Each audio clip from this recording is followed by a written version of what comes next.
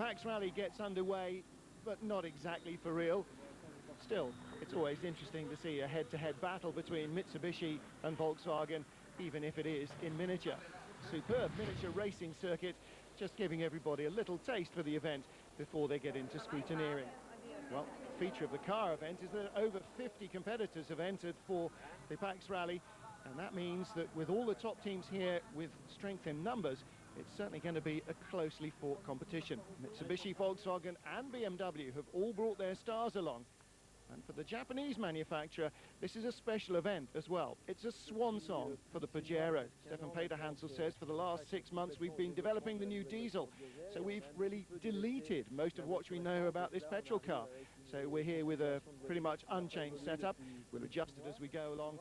But of course, we'll be trying to win. It's the last event for this Pajero. And of course, that means you've got to mark these landmarks. The Pajeros hang a long and illustrious off-road history, and a team photo just to bring it to an end. This will be a real battle for Mitsubishi, says Luc Alphand. It's the Pajero's last event after 27 years of history. It's all coming to an end. The new car's the Lancer. The code name's changed too. So for the MPR 13, this will be its final outing, and I hope it'll have a happy ending to its story. Certainly Mitsubishi look very strong in Central Europe, but their cars traditionally have been developed for the desert. Juan Roma reckons that after arriving here from Morocco after a week of testing in the new car, we're very happy the way that's going. The team's very motivated, and I think the new car is going to be very competitive. We're really happy with its progress, but the first kilometers in this car are going to be pretty difficult because it's so different. It's going to have to try and go well, because we're here, of course, to have a good event, but it's going to be a challenge because there's nobody going to be easy to beat here. And among those nobodies who are going to be easy to beat, of course, are the teams that have trodden the diesel path already over several years. Volkswagen, with Janil de Villiers and Carlos Sainz, joined by new boy Dieter Depping. While the Touareg 2 TDI may well undergo new revisions before the South American Dakar of 2009. But for now, it is the state of the art as far as off-road diesels are concerned. We will have to take risk, you know. It will be like in Hungary. You will have to take risk, otherwise, you know, you will finish, but you will not be in a position to win. In Hungary, we were a little bit unlucky. We had the big roll in Hungary, but you know, it's one of those things. It can happen, but hopefully we will have a better race here.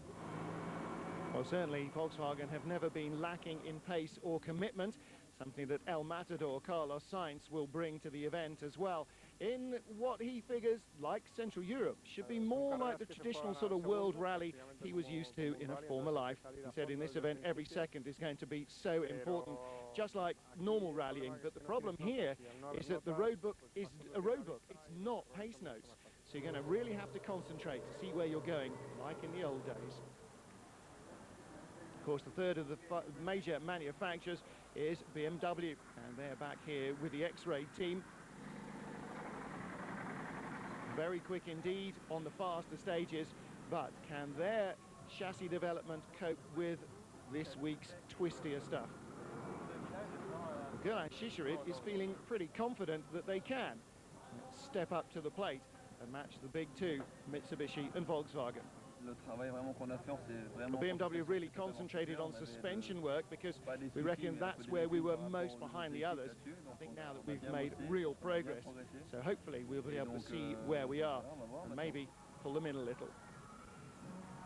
And of course, before the event, everybody is a hero. But what about the first stage? Well, heading through Lisbon's rush hour traffic from the Park Edward VII, they turn north towards the first special of the event. And the first day's test really throws everything at them, giving them a taste of what's to come.